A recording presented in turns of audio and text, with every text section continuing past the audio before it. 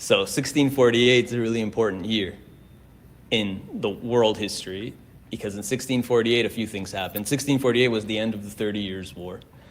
The 30 Years' War is considered by many scholars the deadliest conflict in human history, more even than World War I and World War II, because relatively, it killed more people in relative terms than World War I and World War II. So something like, some estimate as much as 50% of Europe's population was wiped out over those 30 years. And it just engulfed everybody. It's kind of like the First World War, really. It's called the 30 Years' War, and it ended in 1648. And part of all of the changes that were happening in that year, in 1648, was the Khmelnytsky massacres in Eastern Europe. Bogdan Khmelnytsky, this Ukrainian nationalist, he is to this day the main hero of Ukraine. Yeah, in Kiev, there's a big statue of him in their main square. He's on their money and all that. So he slaughtered something like 100,000 Jews, and many others, not just Jews, Poles, whoever was in his way. So it was devastating for Eastern European Jews, of course, and that was all part of this horrible kind of the wave reverberations of the 30 Years' War. Now, what's interesting about 1648, a lot of scholars will say that because of how catastrophic that event was, that's what really started the Age of Reason, the Enlightenment in the non-Jewish world. Because people started saying, like, dudes, we got to stop killing each other, you know? Like, we got to stop with all this violence. People, some more ideas of, like, egalitarianism, fraternity, let's get together, let's make peace, let's be reasonable. So some people actually point to 1648 as the start of the European Age of Reason and the Enlightenment. But what's interesting about 1648 is the Zohar in Midrash HaNe'elam has a long, long passage, a section of the Zohar called Midrash HaNe'elam. It talks about what's going to happen towards the end of days and different auspicious times for the end of days to begin. And it says like this. It quotes a pasuk from the Torah, from Vayikra, Leviticus, which says, Bishnat HaYovel, in the year of the Jubilee. That's where the laws of the Jubilee is, the Yovel. Bishnat HaYovel azot, tashuvu ish el achuzato. That's what. So when the Jubilee year comes, everybody should return to their ancestral homeland. Remember, every 50th year was a Jubilee, and everybody would, wherever they had moved in the past 50 years, they would have to go back to their every tribe went back to their ancestral tribal lands. So the Zohar says that there's a secret prophecy there. And it says, Sheishtalem hazot, because the Torah says, Bishnat HaYovel hazot, in this year. Which year? The Zohar says, the Torah shouldn't have said hazot. It should have said in general, in a Shnat Yovel, in any Jubilee, every 50 years, people should return home. But the Torah adds a word that doesn't belong. It says, Bishnat HaYovel hazot, in this year. What do you mean this year? The Zohar is saying that hazot, if you add up the math, Shehu 5,408. So in the year 5408, the hay of the 5 is the 5. The hay of Hazot is the 5,000. Right, that's right. Hazot. Hay is the 5,000. Good, thank you. And the Zot is 408. Shehu 5,408. Tashuvu ish el achuzato.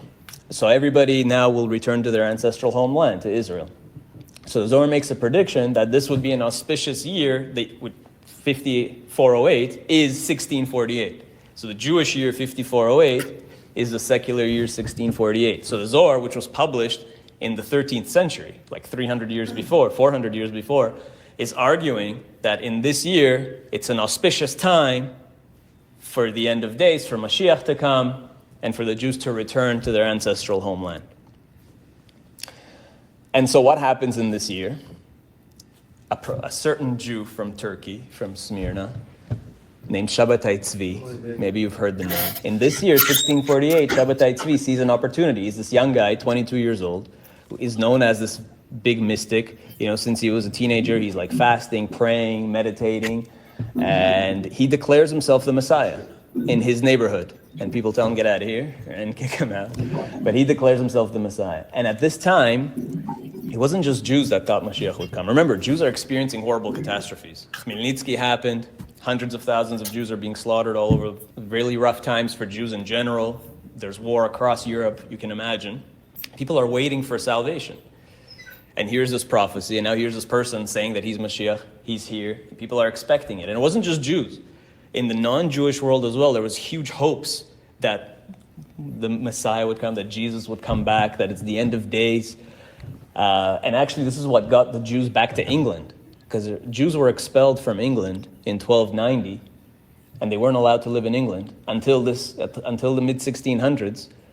One of the rabbis at that time, Menasseh ben Israel, he worked hard to get the Jews back to England, and at that time, the Puritans controlled England, and they were very religious. And everybody felt, the Puritans also felt like, it's here, it's the end of days. And they corresponded with Menasseh ben Israel, and we have his letter, and he said, listen, us and you, we agree. We agree that the Messianic age is upon us. So let's open borders, let's make peace, let's learn from each other. And he opened the door for the Jews to come back to England. Because everybody was expecting, the Puritans in England were expecting the Messianic age. You can imagine, it felt like Gog and Magog. Now that brings us to the figure of John Locke. Here are the three portraits that hang over the mantle of Monticello, the home of Thomas Jefferson. And he called this his Holy Trinity of philosophers. You have Francis Bacon, John Locke, and Sir Isaac Newton, who we'll discuss next. According to Alison Kuder's Leibniz, Locke, Newton, and Kabbalah, these early Enlightenment thinkers who proved so influential for the framing of the American Constitution were fascinated by the studies of the Soulsbach Cabalists, figures like Mercurius von Helmont and Christian Noor Rosenroth, she states. In addition to these excerpts from the Kabbalah Denudata, Locke's papers include a discussion of Hebrew chronology taken from von Helmont's Seder Olam. Like the majority of his contemporaries, including Sir Isaac Newton, Locke was convinced that the millennium was at hand and was consequently intrigued by the various calculations used to determine its advent. According to the scheme, Locke transcribed from the Seder Olam, the fullness of the Gentiles would occur in 1702, the conversion of the Jews in 1732, and the millennium, which would follow Christ's second coming, would begin in 1777. John Locke was also fascinated by the Rosicrucian order through his correspondence with von Helmont, as well as the mysticism of the earlier Freemasons, as were many of the other members of the Royal Society. Locke wrote a study of the Leland manuscript, an early pre-1717 Masonic document similar to the old charges. Locke's notes are the only surviving record we have of the document. This is a page view from Albert Mackey's Encyclopedia of Freemasonry. His entry on the term Brock. It reads, in the Leland manuscript, it is said that the Masons conceal the way of winning the faculty of a Brock. Mr. Locke, referring to John Locke here, if it was he who wrote a commentary on the manuscript, says, here I am utterly in the dark. It means simply the way of acquiring the science of a Brock. The science of a Brock is the knowledge of the power and the use of the mystical abraxas, which see abacadabra, a term of incantation, which was formerly worn about the neck as an amulet against several diseases, especially the tertian ague. I don't know what that is. It was to be written on a triangular piece of parchment in the following form. So this, he doesn't note it here, but the abracadabra term comes from a Hebrew or an Aramaic word meaning I create as I speak. It's a magical Kabbalistic incantation, an early form of Jewish magic. The Leland manuscript proceeds by a series of 12 questions and answers on which John Locke recorded notes. According to Marcia Suchard, he recorded the following. What do the Masons conceal and hide? They concealeth the art of finding new arts, and that for their own profit and peace. They concealeth the art of keeping secrets. That so the world mayeth nothing conceal from them. They conceal the art of wonder working and of foresaying things to come. That to say, that so they same arts may not be used of the wicked to evil end.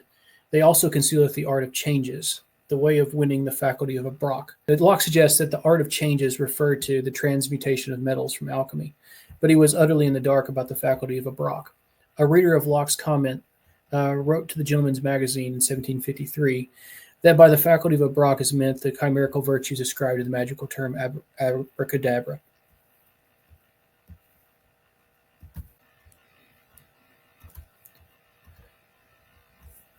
So next in the Holy Trinity of Thomas Jefferson, I'd like to discuss Sir Isaac Newton. Newton had a profound interest in all things Jewish. His library alone supplies ample evidence of this. Newton owned 5 of the works of Maimonides and makes numerous references to them in his manuscripts. He also possessed Christian Noor Rosenroth's Kabbalah Denudata, which shows extensive signs of dog-earing, along with an edition of the first century Jewish philosopher Philo. His writings reveal that he used the Talmud, the learning of which he accessed through Maimonides and other sources in his library. Although Newton is today categorized as a deist, materialist, or pantheist, John Maynard Keynes famously characterized Newton as a Judaic monotheist of the school of Maimonides. Newton was what we would call today a Christian Zionist, who believed in what he called the double return of the Jews. This double return referred to the restoration of the Jews to Palestine and the renewal of the Abrahamic covenant, while also signifying, in the words of Newton, the Israelites in the days of the ancient prophets, when the 10 tribes were led into captivity, expected a double return, and that at the first the Jews would build a new temple inferior to Solomon's until the time of that age would be fulfilled, and afterwards they should return from all places of their captivity and build Jerusalem and the temple again gloriously. Newton was also heavily influenced by many of the Sulzbach group, Rosicrucians, the Cambridge Platonists, and the Hartlib Society, by the German pietist and Christian Cabalist mystic Jakob Böhme, and in particular his theory of Ungrund.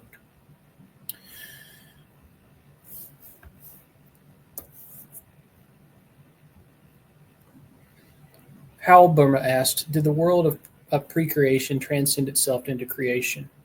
Before creation, he answered, there was a primal source, an eternal unity, an undifferentiated, indistinct, literal nothing, Ungrund. Oddly enough, this nothing possessed within itself an inner striving, a nissus, a drive for self-realization.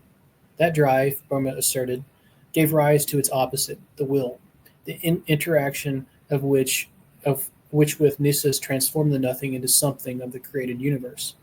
Pantheizing the dialectic, Böhme declared that it was not God's will, but some primal force that launched the cosmic dialectic of creation and history. Newton's third law of motion, every action has an equal and opposite reaction, can be seen as a secular translation of Böhme's theory of cosmic genesis, based on the coincidence of opposites in dialectic. As historian Brian Gibbons has noted, there is in fact a superficial resemblance between Newton's system and Böhme's. Both construct the universe as pervaded by mysterious forces of attraction and repulsion. Gibbons believes there is a clear influence of Böhme on Newton, but that historians of science have not taken this seriously. He also notes that many of Newton's scientific investigations were decided to demonstrate the presence of Ungrund in optics and motion.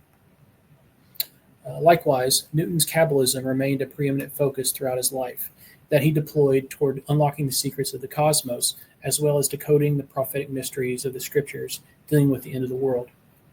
It is perhaps not by accident that Newton's own Annus Mirabilis, corresponding with Sabbatai Zevi's mystical apostasy and the Great Fire and Plague of London that unleashed so much apocalyptic fervor, occurred in 1666, when he devised his theory of gravity and optical theories. As S. Schnoebelen states, in one of his early 18th century manuscripts, under the heading of Your Day of Judgment and World to Come, Isaac Newton declares that the mystery of this restitution of all things is to be found in all the prophets. To this he adds, which makes me wonder with great admiration that so few Christians of our age can find it there. What was this prophetic mystery that such a small number of his contemporaries could discover? He goes on to explain. For they understand not that ye final return of ye Jews' captivity, and their conquering of the nations of ye four monarchies, and setting up a peaceable, righteous, and flourishing kingdom at ye day of judgment is this mystery. Did they understand this? They would find it in all ye old prophets who write of ye last days, as in ye last chapters of Isaiah, where the prophet conjoins the new heaven and new earth with the ruin of ye wicked nations, the end of all troubles, weeping of and of all troubles weeping, and of all troubles the return of Eugene's captivity, and they're setting up a flourishing and everlasting kingdom. Newton also applied his profound interest in all things Kabbalistic to calculating the events and dates of the end of the world.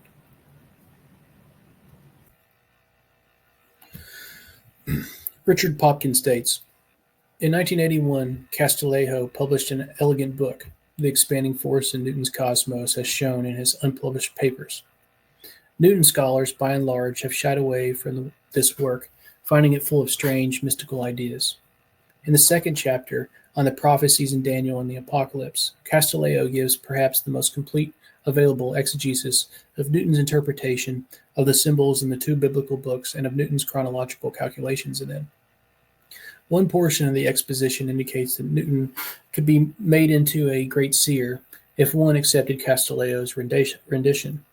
Newton could be used by religious nationalist Zionists, both Jewish and Christian, to underwrite such developments as follows.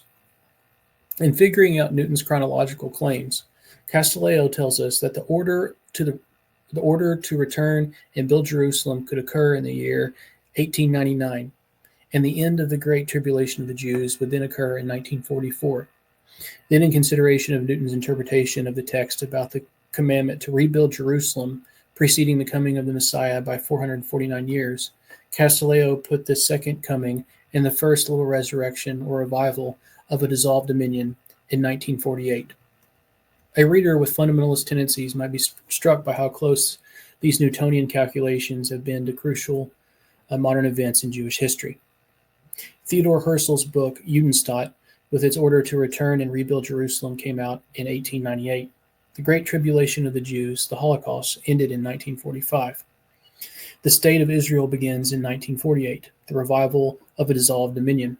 If Newton can be understood to have been so close in dating what has actually happened, and thus, if Newton really understood God's plan, then what has occurred and is occurring in Jewish history could be the unfolding scenario of the prophesied divine drama about the last days. The support that most fundamentalist groups give to the State of Israel and to the most nationalist and religious spokespersons there is based on their taking Israel as a divine, not a secular entity. Adding Newton's authority to this view, especially given his calculations, could only give more prestige to this reading of events.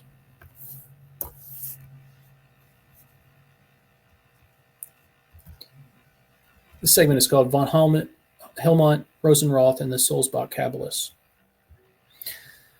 Alison Couder writes, during the past 30 years, there has been an increasing willingness to recognize the important ways in which mystical and occult thinking contributed to the development of science and the emergence of toleration.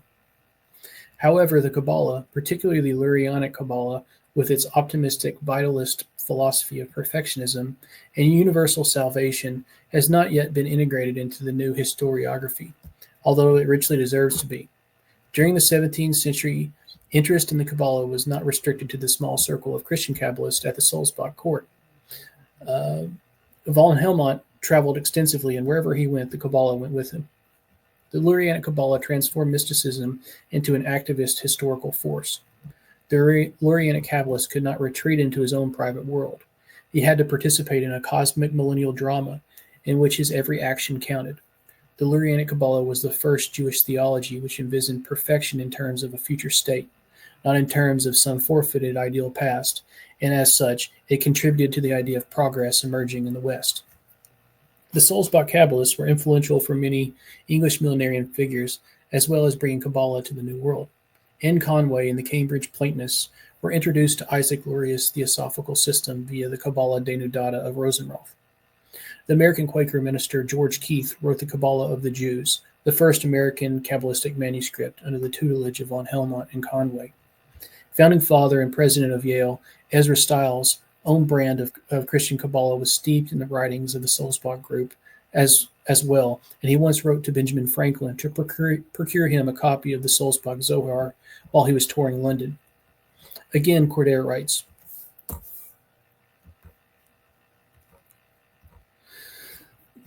What is interesting about the Soulsbach Kabbalists is that their appeal to the Jews to convert and to Christians to unite combines the Renaissance Prisca Theologia tradition with the radical Protestant appeal for a return to simplified apostolic Jewish Christianity.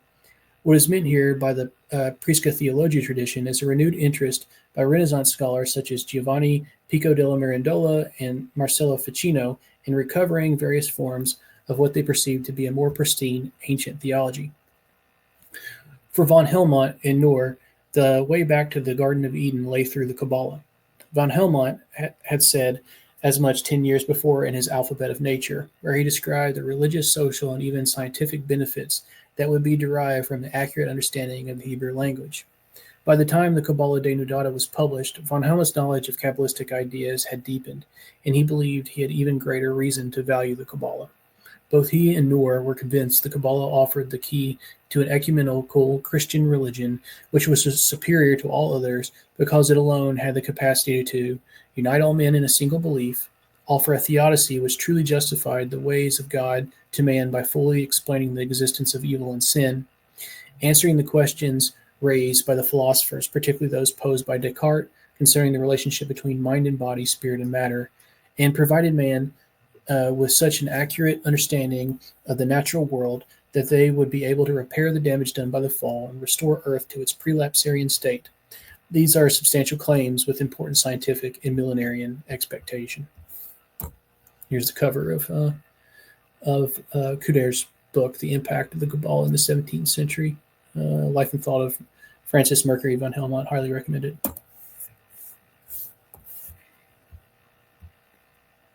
So this concept of Eden, the prelapsarian state, something I've discussed already, but I want to unpack a bit more. It is not surprising that Helmont and Rosenroth were involved with a group of pansophists associated with Samuel Hartlib, John Dury, and Jan Amos Comenius. Hartlib was at the center of an international circle of theologians, teachers, natural philosophers, alchemists, inventors, husbandmen, craftsmen, and artisans, many of whom had relocated from Germany to different parts of Europe as a result of the 30 Years' War. The entrance of these men were indeed pansophic inasmuch as their expertise ranged from improvements in agriculture and technology to plans for scientific institutions, pleas for religious tolerance and ecumenical dialogue, and attempts to create universal languages. Their projects and activities were fueled by the millenarian conviction that Christ's second coming could be hastened through human effort, by restoring the Garden of Eden, by repairing the ruins of Babel, and by creating museums and academies modeled on Noah's Ark and Solomon's Temple. The members of Hartlib's circle believed they could regain Adam's forfeited knowledge and restore the world to its original harmonious relationship with God. Their overriding aim was to contribute to the common good. In this sense, but without employing Kabbalistic terminology, they were engaging in the same process of tikkun that Helmont and Rosenroth pursued.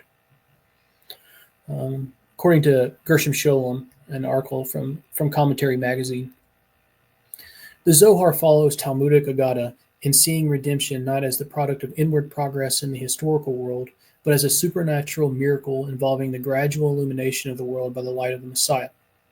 It begins with an initial gleam and ends with the full revelation in the light of the Messiah. I'm going to pause here and just note that this thesis that Judaism and its Messianic idea represents a kind of carnal, naturalistic form of religion, as opposed to a spiritual, transcendent, supernatural form of religion on the side of the Christians, is somewhat of a false dichotomy.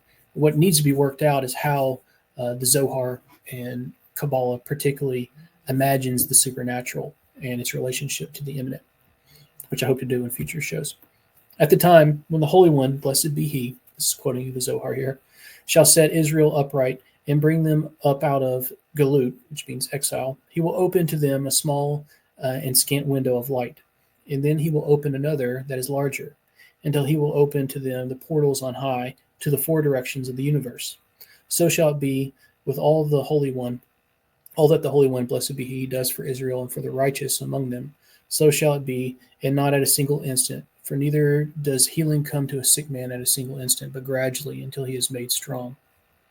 The Gentiles who are designated Esau or Edom, however, will suffer the opposite fate. They receive their light in this world at a single stroke, but it will depart from them gradually until Israel shall grow strong and destroy them. And when the spirit of uncleanliness shall pass from the world, and the divine light shall shine upon Israel without let or hindrance, all things will return to their proper order, to the state of perfection which prevailed in the Garden of Eden before Adam sinned. The worlds will all be joined one to another, and nothing will separate creature from creator. All will rise upward by a sense of the spirits, and creatures will be purified until they behold the Shekinah eye to eye. In the latest section of the Zohar, this prophecy, and this is Sholem speaking again, this prophecy is supplemented by another foretelling the liberation of Israel from all the limitations which the yoke of the Torah has laid upon her in Galut. The author expresses his vision in the imagery of the tree of life and the tree of knowledge, from which death depends. Since Adam's sin, the world has been governed not by the tree of life, as it properly should be, but by the tree of knowledge. The tree of life is entirely and exclusively holy, with no admixture of evil, no adulteration or impurity or death or limitation. The tree of knowledge, on the other hand, contains both good and evil, purity and impurity, virtue and vice, and therefore, under its rule, there are things forbidden and things permitted, things fit for consumption and things unfit, the clean and the unclean. In an unredeemed world, the Torah is revealed in positive and negative commandments, and all these imply. But in the redeemed, and all that these imply. But in the redeemed future, uncleanness and unfitness and death shall be abolished. In an unredeemed world, the Torah must be interpreted in manifold ways, literal, allegorical, mystical. But in the redeemed world, future, it will be revealed in the pure spirituality of the tree of life, without the clothing it put on after Adam sinned. It will be wholly inward, entirely holy. So here he's referencing this idea of the two Torahs, the Messianic Torah, exemplified by the tree of life, and the Torah of the knowledge of good and evil. And so in the final fulfilled Torah that returns back to the Garden of Eden, there will be no difference between good and evil, between things forbidden and permitted. So Sholem goes on. Though the redemption then cannot be realized without dread and ruin, its positive aspect is provided with all the accents of utopianism. So here we're talking about this dialectic of redemption and utopianism, of restoration to Eden and the coming of the future world. This utopianism seizes upon all the restorative hopes turned toward the past and describes an arc from the establishment of Israel and of the Davidic kingdom as the kingdom of God on earth to the reestablishment of the condition of paradise, as it is foreseen by many old midrashim. But above all, by the thought of Jewish mystics, for whom the analogy of first days and last days possessed living reality. But it is more than that, for already in the messianic utopianism of Isaiah, we find the last days conceived immeasurably more richly than any beginning. The condition of the world wherein the earth will be full of the knowledge of the Lord, as the waters cover the sea, does not repeat anything that has ever been, but presents something new, the world of Tikkun, the reestablishment of the harmonious condition of the world, which in the Lurianic Kabbalah is the Messianic world, still contains a strictly utopian impulse. That harmony, which it reconstitutes, does not at all correspond to any condition of things that has ever existed, even in paradise, but at most to a plan contained in the divine idea of creation. So he's alluding to here the Shivrat HaKalim, the vessels that were prepared. So there's this kind of overlay in the Lurianic creation story of the Zimzum, and then the ray of infinite light that penetrates the void, that it fills these prepared vessels that aren't strong enough to contain its infinite power, so they shatter. So the sparks of the infinite light are spread throughout the created world, which is a kind of chaos that has to be restored. And so the shells and the sparks have to be kind of brought into some sort of primordial union through this process of tikkun. So the potential for paradise was there at creation, but it never came to be. And so creation is this process that's set into motion in order to realize that initial image, according to Isaac Luria.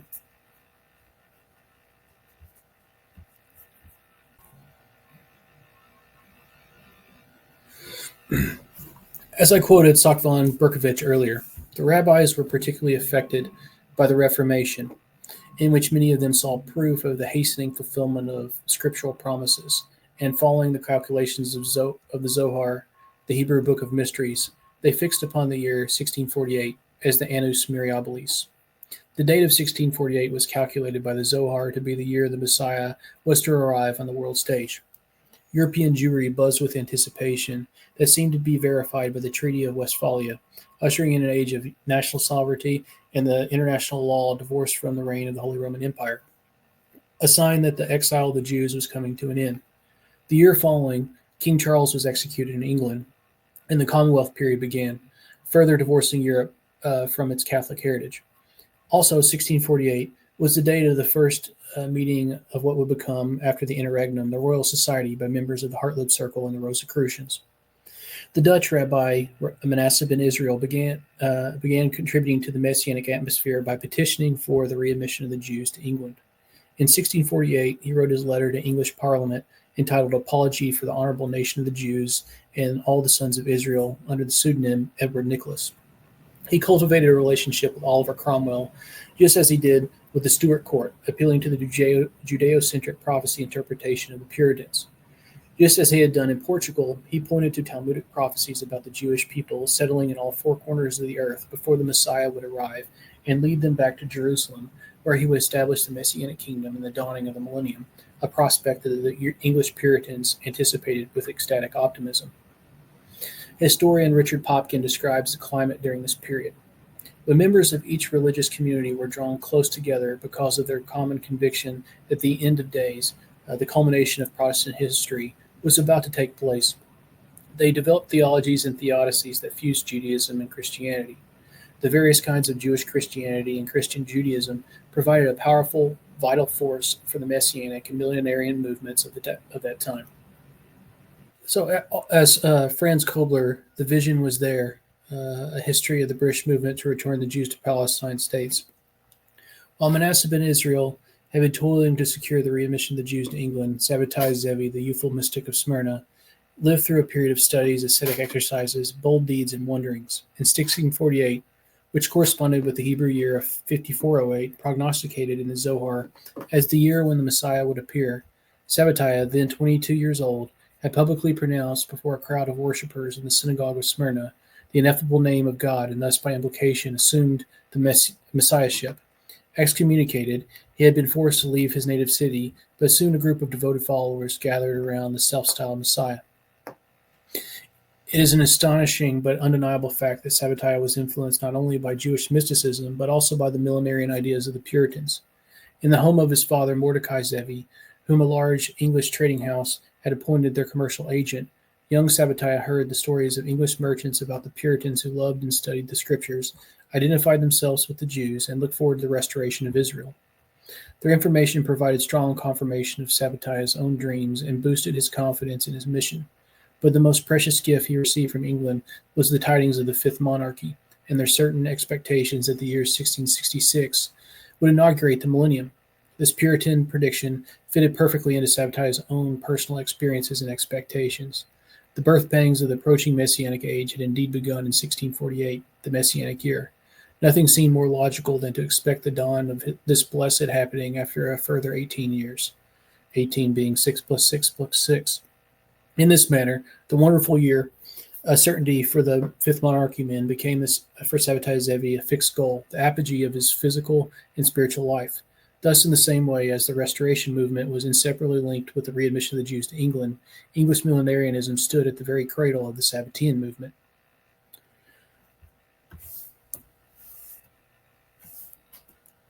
So, a famous poem is written called Annus Mirabilis, The Year of Wonder, 1666, by John Dryden, which kind of embodied this dialectic of great catastrophe and great promise of out of the ashes the phoenix is born.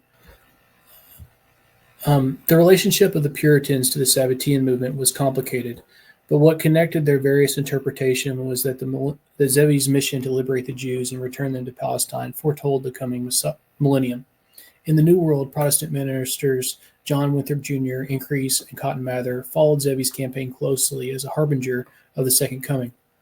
However, interest in Sabbateanism, Kabbalah, and Jewish Messianism wasn't limited to the Puritans and the Cromwellians, nor was the mission to readmit the Jews to England. Um, Royalists of the Stuart Restoration were equally invested in the same occult agendas.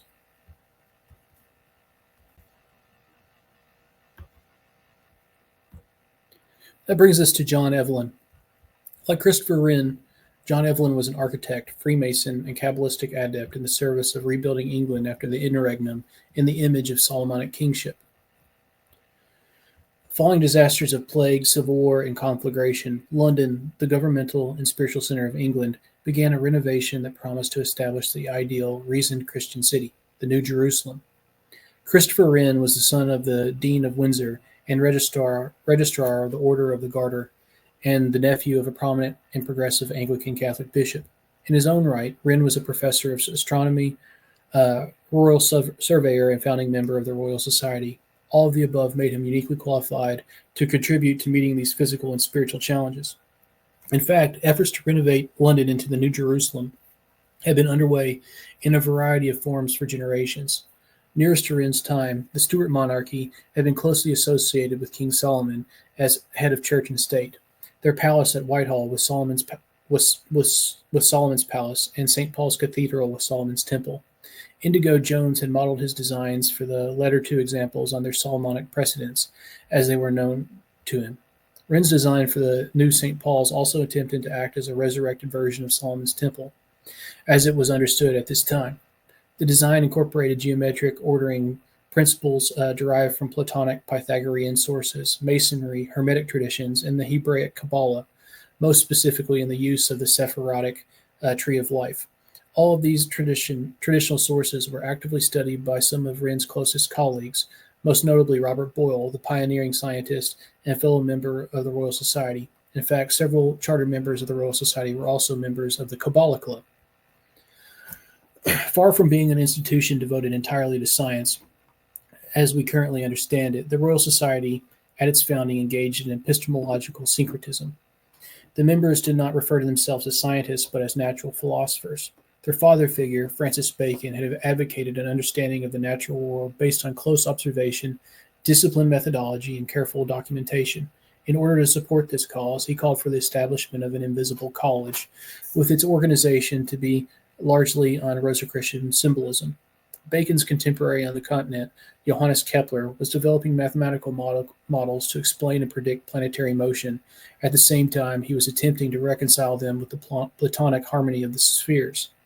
The later natural philosophers mixed and matched the 17th century epistemological models we can identify today. They are the Hermetic model, the mechanical model, Platonic Pythagorean model, and the empirical descriptive model. All of these, only the fourth can be directly linked to what we now refer to as science. As examples of the syncretism, Robert Boyle, commonly referred to as the father of modern chemistry, kept a voluminous collection of carefully produced notebooks of symbolic esoteria that included many examples of sacred geometry. Isaac Newton, most famous today for his work in mathematics and author of The Laws of Gravity, was also a lifelong avid practitioner of alchemy and Kabbalah. And Christopher Wren, in addition to being a professor of astronomy and famous for his many practical structural inventions, was also a practitioner of sacred geometry, had an active interest in the symbolic content of Solomon's temple, and was not only a member of Freemasonry, but also the master of his lodge. William Blake was a Freemason, like the more respectable Christopher Wren and John Evelyn. These were respectable Freemasons, members of the Royal Society, famous for their good and public works, knew to keep their esoteric interests secret. What John Evelyn kept out of his diaries, written with an eye to publication, was that he had a seraphic or Cabalistic girlfriend, 30 years his junior, whom he taught secret techniques of meditation. John Evelyn initiated Margaret Blagg into Cabalistic exercises based on Abraham Abelofia's imaginative manipulations of the Hebrew alphabet. The difference was that these exercises involved imagining naked bodies erotically contorted into the shapes of the Hebrew letters. It looks like a ladies' man. The fact that in 1656 Oliver Cromwell readmitted Jews to England was a further definite sign of the imminent messianic times. John Evelyn's account begins with a description of these expectations. This year, 1666, was to prove a year of wonders, of strange revolutions in the world, and particularly a blessing for the Jews, either in respect of their conversion to the Christian faith or of their restoration to their temporal kingdom. Evelyn continues with the abundant stories and accounts of miracles, like the story of a ship that arrived in northern Scotland, its sails and ropes made of silk, its sailors speaking only in Hebrew, and on the sails the motto, the 12 tribes of Israel, a known sign of messianic redemption. I want to note here that these were Sabbateans that sailed the ship. Evelyn's report represents a historical example of how news traveled in those days and became public. His rather secular approach exhibits an intellectual curiosity, the regular condemnation of the Jewish people, and a warning against religious enthusiasts in general.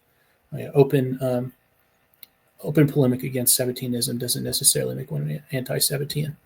As it turns out, English folks' curiosity about Jewish affairs was not restricted to the commercial matters. We know for a fact that in 1666, English sportsmen were betting on Sabbatai Zevi's career with an odds of 10 to 1 that the Messiah of Izmir would be crowned king of Jerusalem within 2 years. The most immediate effect of Zevi's was the disruption of commerce. In anticipation of the imminent return to their land, the Jews sold their property and dissolved their businesses that promoted much of the international trade between East and West. More significant, though, was the extent to which historical understanding was inseparable from apocalyptic myth in those days. The year 1666 was expected to bring apocalyptic disaster, as promised by the numerical warning in the book of Revelation 13:18. The fact that in 1656, Oliver Cromwell readmitted Jews to England was a further definite sign of the imminent messianic times.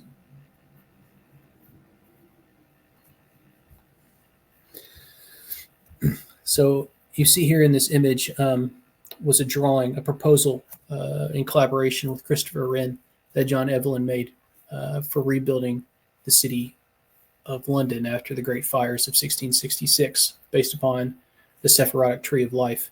And it's this example that was later appropriated by Benjamin Henry Latrobe and Pierre L'Enfant for the various cryptograms that are in the street map, the street plan for Washington, D.C.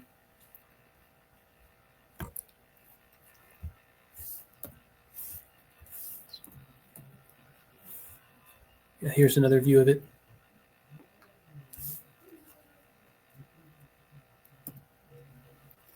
And this is from a book. I didn't provide the cover.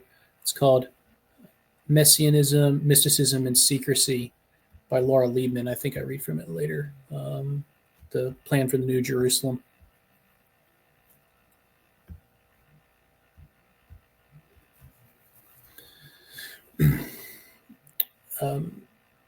According to Suchard, the royalist John Evelyn, a student of Masonic history, had long been interested in Jewish customs, and he learned about Sabbatai's activities from his friend Paul Ricoeur, who remembered that this year of 1666 was to prove a year of wonders.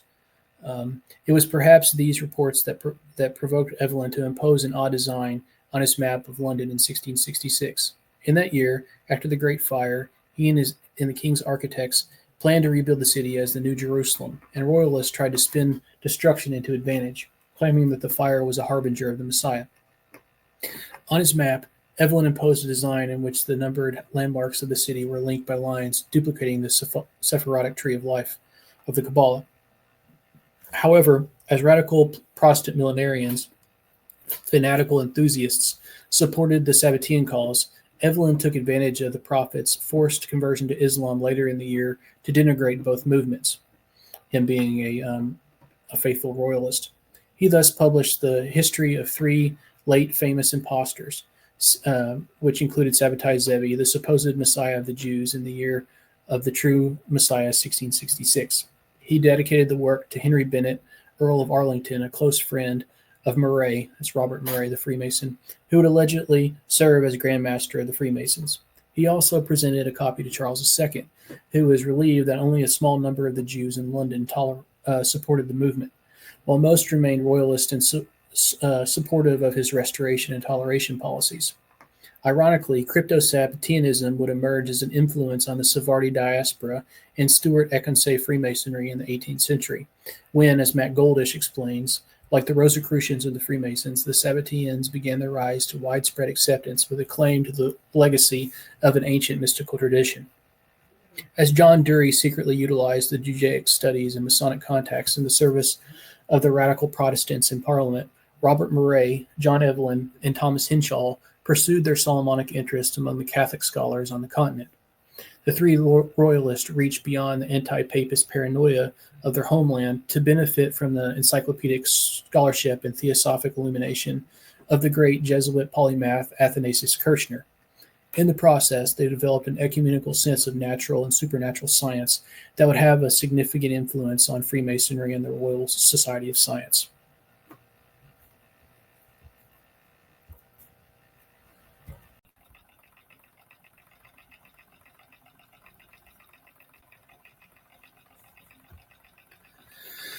It was after the Whitehall Conference of 1855, called by Cromwell to settle the issue of the readmission of the Jews, that John Evelyn recorded in his diary, "Now were the Jews admitted." Even though Evelyn was a staunch royalist, his presence at Whitehall suggests he enjoyed an insider status nonetheless related to the correspondence with Jewish Messianic figures like Menasseh and Israel. We spoke at length in our previous video, focusing on the period between 1492 to 1666, on Menasseh and Israel, and his multitude of ways he influenced the foundational mythos of the American Empire. His influence was felt throughout Europe and the New World.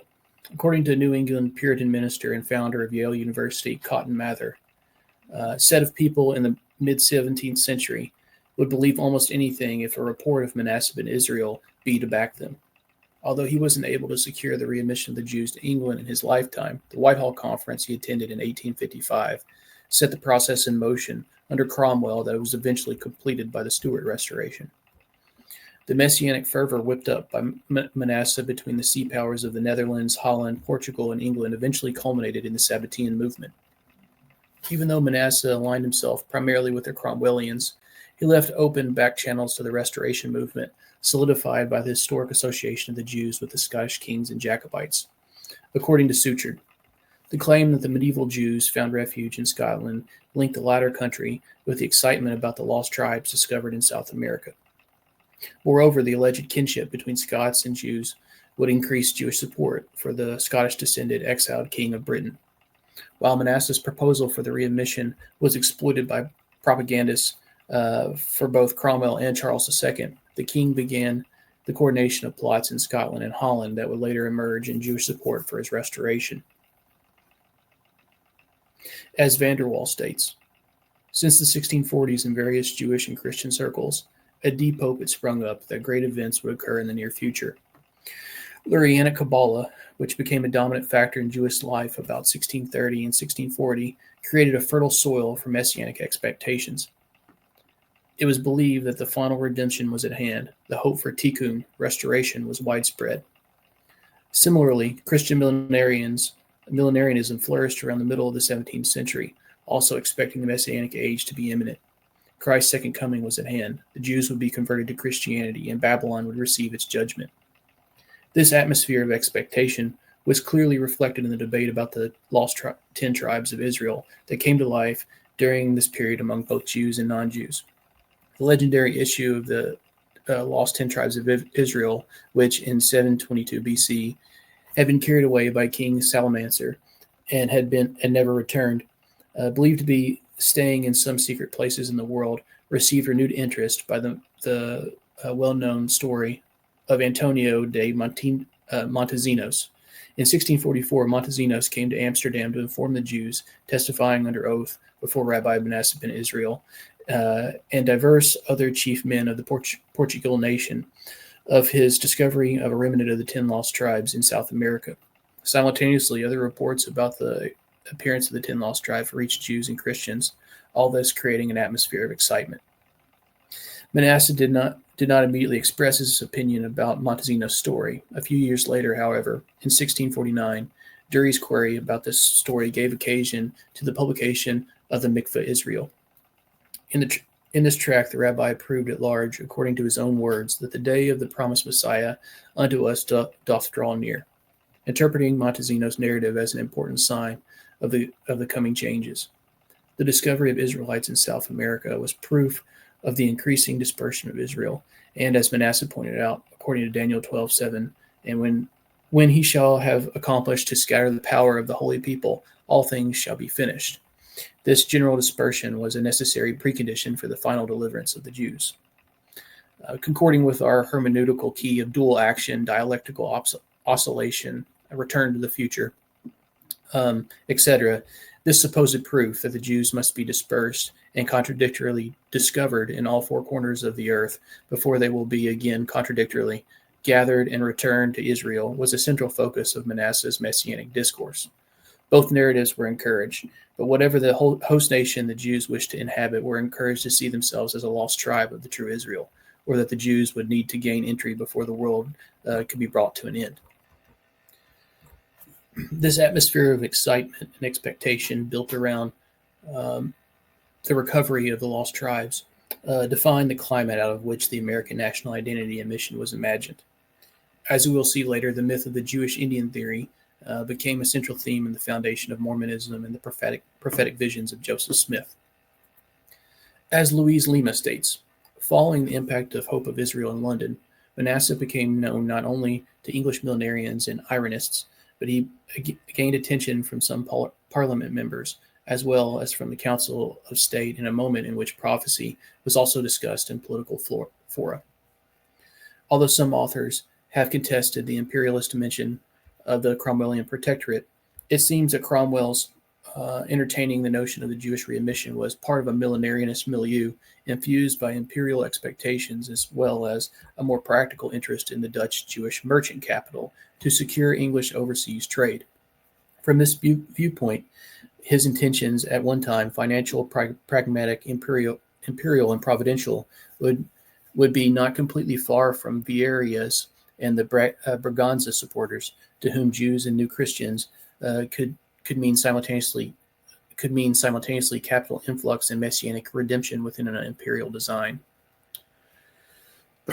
It was the Inquisition whose actions had contributed to Manasseh having turned his eyes upon England as a chosen place for the Jewish community instead of a restored Portugal, as the prophecies had told that the Messiah would come when the Jews were in the last of lands.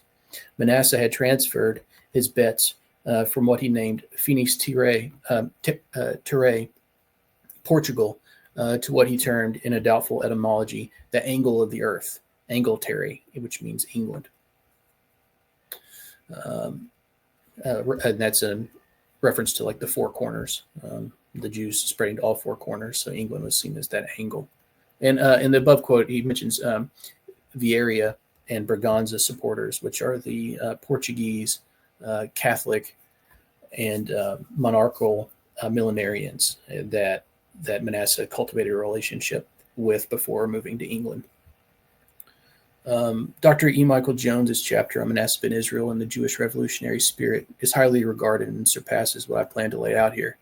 Not saying this is something Dr. Jones attempts, but it is a false gloss of history to assign Manasseh's influence solely upon the Cromwellian regime. Before reaching London, Ben Israel was deeply involved in the Portuguese millenarian movement known as the Fifth Empire or Sebastianism. This was an attempt to commingle the interest of the Jewish Messianism and the imperial eschatology of Portugal's transatlantic empire. Around the time of the Age of Discovery, Messianic visions began to bloom. The opportunity provided by collaboration with Jewish finance in Holland, Germany, and the Netherlands by the land-poor sea nations of Western Europe led to the colonization of the New World and the transatlantic African slave trade under the banner of building the New Jerusalem on earth. This vision also included the evangelization and conversion of the Jews, and since an earthly Jerusalem was expected, the return of the Jews to the Holy Land was seen as a prerequisite of the eschaton.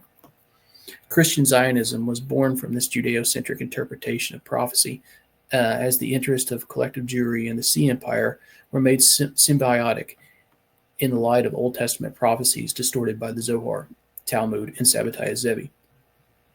It's important to note Menasseh and Israel's correspondents in Portugal were Catholic and subsumed in a form of political millenarianism imagined from prophecies in the Book of Daniel.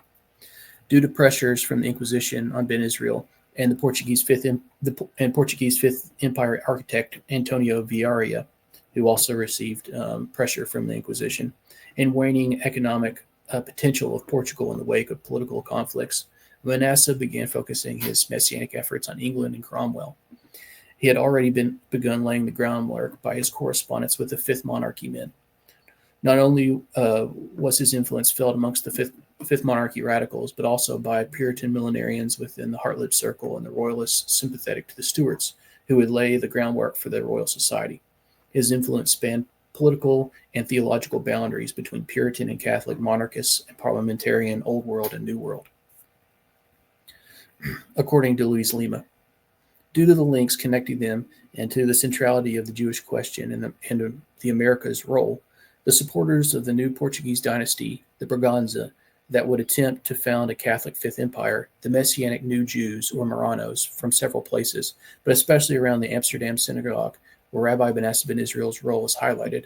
The third is the English millenarians and Fifth Monarchy men, who had been active from the end of the Second Civil War of 1649, right around that 1648-1649 date, to the beginning of the Stuart Restoration in 1661, 5 years prior to Sabbatai Zevi's Messianic apostasy, and had connections with the Puritan and independent communities of New England. So John Cotton, as I hope to look at next time, was a correspondent of the Fifth Monarchy men. All these groups shared a common starting point, the dreams of the Book of Daniel about the five reigns of the world, the Book of Daniel's dream visions, the statue dreamt by Nebuchadnezzar and interpreted by the prophet Daniel in Daniel 2, and the vision of the four beasts seen by Daniel.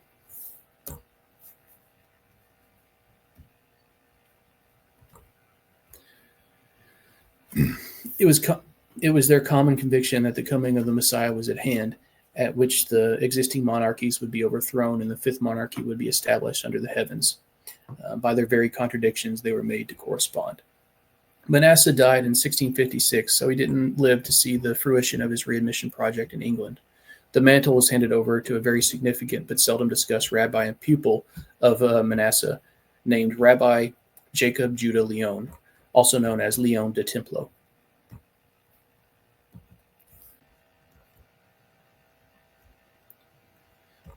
Leon de Templo was so significant because of the role he played in solidifying the relationship of Freemasonry to the Jews, initiating many of the key figures of the Royal Society into the inner secrets of the Kabbalah, for designing the heraldic crest of the Grand Lodge of England, and for establishing ties with the House of Stuart that eventually led to the building of Bevis Marks, the first synagogue in England. According to Marcia Suchard, now seeking funds from the Jewish community in Amsterdam, the Stuart Queen visited the Spanish-Portuguese synagogue, where she was welcomed by Menasseh ben Israel. The rabbi owned a printing shop, where he worked with Rabbi Jacob Judah Leon and Adam Boreal, a Christian millenarian, on a new edition of the Mishnah. Leon was raised as a Marrano in Spain, but he resumed his Jewish identity in Middelburg, Flanders, and his publication of Colloquium Middelburgense gained him a Christian readership for his presentation of a dialogue between a Christian and a Jew on various difficult passages in the Bible. Importantly, Leon disagreed with Juan Baptista Villalpando, a Spanish Jesuit whose anachronistic interpretation of Solomon's temple so over-spiritualized the edifice that it removed the building from actual Jewish history. To counter Villalpando, he designed and constructed an elaborate wooden model of the temple, which was currently exhibited at his house in Amsterdam. When Henrietta Maria and her party visited the exhibition, Leon explained the different historical contexts of Solomon's and subsequent Jewish temples, and he gave a copy of his handbook on the temple to the Queen, who acknowledged the correctness of his interpretations. In January 1643, she reported to Charles I that certain Jews of Amsterdam purchased her jewels, and in this secret transaction lay the seed of later Jewish-Scottish Masonic cooperation for the embattled Stuart cause. Leon de Templo was also a critical link between Sabbateanism and the very dawning of modern Freemasonry in Rosicrucian circles and the early Royal Society. He was studied closely by Christopher Wren and Robert Murray. Rabbi Leon's son was the star pupil of a fervent Sabbatean, Isaac de Francesca. According to Laura Liebman, in her book Messianism, Mysticism, and Secrecy, New Interpretations of Early American Jewish Life, Masonic depictions and knowledge of the Ark were based in part on the work of Jacob Judah Leon de Templo. As in the synagogues of the Jewish Atlantic world, Masonic lore often turned to Jacob Judah Leon Templo's writing and model of the temple for inspiration and information. The 1764 edition of Dermont's Ahiman Rezon pays homage to Leon de Templo and notes that Leon de Templo's model served as the inspiration for the coat of arms of the Grand Lodge of London. This emblem featured the cherubim from the Ark of the Covenant, as well as the Masonic square and compass, and a herald containing a lion, an ox, a man with hands erect, and an eagle. I think I have that. Here's a depiction of the temple that was rendered by Leon de Templo. And here's the heraldic crest that she's referring to here. And yet notice the two seraphim that guard the Holy of Holies. And this is, again, a reference to that concept within Jewry of the sexual relationship, the two seraphim that kind of generate creation, which is sort of the secret meaning of the square and the compass, obviously. Dermot explains that the latter are the four forms of the cherubim identified by Ezekiel. Sorry, I said seraphim. I meant to say cherubim. Though, of course, they were also the symbols of the four evangelists. The motto at the bottom was transliterated Hebrew, Kodesh la Adonai, holiness to the Lord. The Grand Lodge's explicit connection to rabbinical knowledge must have both made early London's Sephardic Masons like Daniel de Valle, Isaac Jimenez, Abraham Bernal, and Abraham Holbeck feel more at home. But it probably also gave them extra status in the lodge as insiders to important secret knowledge. One of the earliest examples of the myth of crypto-Christianity involves the synagogues of the Jewish Atlantic world, which scholars have noted often look distressingly like Protestant churches of the era. Yet I argue that rather than imitating churches, the synagogue's architects mimicked the temple and tabernacle as described by Amsterdam Rabbi Jacob Judah Leon in his Messianic study, the Retrato del Templo de Salomo. This work in turn influenced Protestant architects who incorporated elements of the temple into their designs. Jewish and Protestant architects imitated both the proportions and key symbolic design features described by Leon de Templo. To call upon the temple in Jerusalem is to engage in messianic longing. Ezekiel had predicted that Messiah would restore the temple in Jerusalem, and during the 17th and 18th centuries, the temple was a metonym for the Messiah. That is, just as the crown is common secular linguistic shorthand for a king, so too in Jewish religious writings the temple stood for the Redeemer with whom it was associated, the Messiah. Out of this combined obsession with the Messiah and the temple came a whole new architectural mode, the Neo-Solomonic order. The most famous examples emerged like a phoenix from the charred ashes of 1666 apocalyptic London. In the Ahaman Razon, Dermot refers to Rabbi Leon and Brother Leon. Sir Isaac Newton studied Rabbi Leon's model of the temple extensively and sought to determine Kabbalistic insights about the apocalypse and the world to come from it. Freemasonry also had particular benefits and appeal for Jews in the port towns of the Atlantic world. This is Liebman speaking again. In its desire to create a brotherhood of man, Freemasonry not only left room for Jewish participants, but also used a symbol system that evoked common heritage and explicitly exalted Jewish contributions to Masonic rites. Moreover, unlike Christianity, which shared origins with Judaism but saw itself as replacing the earlier religion, Freemasonry emphasized that its rites were compatible with and symbiotically related to Jewish practice. For example, Dermot's explanatory notes carefully allied the passing on of the oral Torah by Moses with the passing down orally of the Masonic tradition, as if the two were the same. When there were conflicts, however, Freemasonry was apparently meant to prevail, whereas in the general introduction to his work Dermot tries to link the transmission of Masonic and Kabbalistic knowledge in the prayer specifically directed to Jewish Masons. An additional benefit of Freemasonry was its positive reinterpretation of secrecy, which Masonic lore identified as a social and an intellectual virtue rather than a liability. Masonic rites and objects, like the material culture of the Jewish Hellenic world, drew heavily upon a poetics of secrecy. Moreover, Masonic lore explicitly expounded the virtues of secrecy to a non-Jewish audience. It should not surprise us then that many Jews in the Hellenic world found Freemasonry to be both socially useful and religiously appealing. One way that the Masons instigated Jewish participation was by asking all members to envision a society beyond religious particularism. And recall that quote from the introduction where I forget the name of the Jewish historian who says that freedom of religion was a Marano project. Freemasonry provided a welcome relief for Restoration Britons who otherwise were awash in religious and political factionalism. Masonic rites created this family through a series of rites and rituals, including the copious songs provided by early Masonic handbooks like the Constitution and Ahimon Razon. Many Masonic songs appropriated the hymnal form to praise a common creator and instill Masonic virtues. By the 1750s, Masons were adapting their rituals to include special prayers for Jewish Masons. In 1756, Lawrence Dermot of the Grand Lodge of London published Ahimon Razon, a title he derived loosely from the Hebrew words for the law of chosen brothers. Ahim means brothers, Manah, and Razon, the will or law. Included in this volume was a prayer to be said at the opening of the lodge, used by Jewish Freemasons. This was followed by a prayer used amongst the primitive Christian Masons, whereas the Christian Masonic prayer references the Trinity. The Jewish prayer calls upon the authority of Moses and the Mishnah. Indeed, the prayer identifies Moses as a sort of Grand Master, the instructor of Masonic secret mysteries in his lodge. Masonic history wedded itself to the Jewish historical and mystical tradition. Solomon's Temple in particular became one of the cornerstones of Masonic lore. The assimilation of Jewish mysticism into Freemasonry meant that later Jewish spiritual leaders like Joseph Chaim Mendes Shumasero could argue that there was evidence of Freemasonry in ancient Hebrew records, and that Masonry is the connecting link between the temple at Jerusalem of the past and the universal temple of humanity of the future.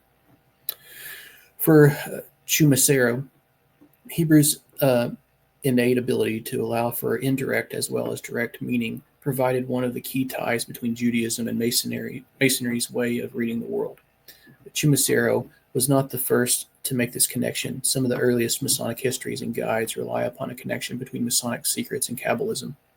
As Lawrence Dermot, author of Ahimon Razon, explains, although the secrets of Masonry are a divine gift from God, these secrets were originally revealed to Jewish mystics. At the time of Solomon's Temple, and not before, the whole mystery was communicated to very few because they were great Cabalists. Like Kabbalah, Freemasonry's origins were primordial rather than invented. Dermot's stated intent was to trace Masonry not only to Adam in his Sylvan Lodge in Paradise, but to give some account of the craft even before creation. For Dermot, Kabbalah and secrecy are almost synonymous. Indeed, he defines Kabbalah as tradition, their secret science of expounding divine mysteries. For Dermot, the virtue of mystical interpretations and minding your own business were inherently tied and formed the backbone of his treatise, which was itself subtitled The Excellency of Secrecy. As Dermot puts it, a wise man kept secrets, and God himself is well pleased with secrecy. Solomon's Temple, one of the key symbols shared by Jews of the Hellenic world and Freemasonry, was both a metonym for secrecy and embodied its ultimate need for revelation. So this dialectic is formed within secrecy, or within Freemasonry, between secrecy and revelation, and that the two are sort of co-determining. And also, I want to note that Dermot's Ahimon Razon was the the Masonic handbook that was used for most of the original colonial lodges in America. As we will see next time, the spread of Freemasonry into the New World spread along Jewish trade routes in South America, in the Caribbean, and in colonial port cities like Charleston, Boston, New York, and most importantly, Newport, Rhode Island. There is an ample historical record to demonstrate that it was Jewish traders who initiated the American colonists into the secrets of Freemasonry, and Lawrence Dermott's Ahman Razon was a pivotal text in serving this purpose. I want to read a brief excerpt to finish up here from the Ahman Razon of 1764. Charge 1, concerning God and religion. A Mason is obliged by his tenure to observe the moral law as a true Noachide, and if he rightly understands the craft, he will never be a stupid atheist, nor an irreligious libertine, nor act against conscience. In ancient times, the Christian Masons were charged to comply with the Christian usages of each country where they traveled or worked, being found in all nations, even of diverse religions. They are generally charged to adhere to that religion in which all men agree, leaving each brother to his own particular opinion, that is, to be good men and true, men of honor and honesty, by whatever names, religions, or persuasions they may be distinguished. For they all agree in the three great articles of Noah, enough to preserve the cement of the lodge. Thus Masonry is the center of their union, and the happy means of conciliating persons that otherwise must have remained at a perpetual distance, sons of Noah, the first name of Freemasons.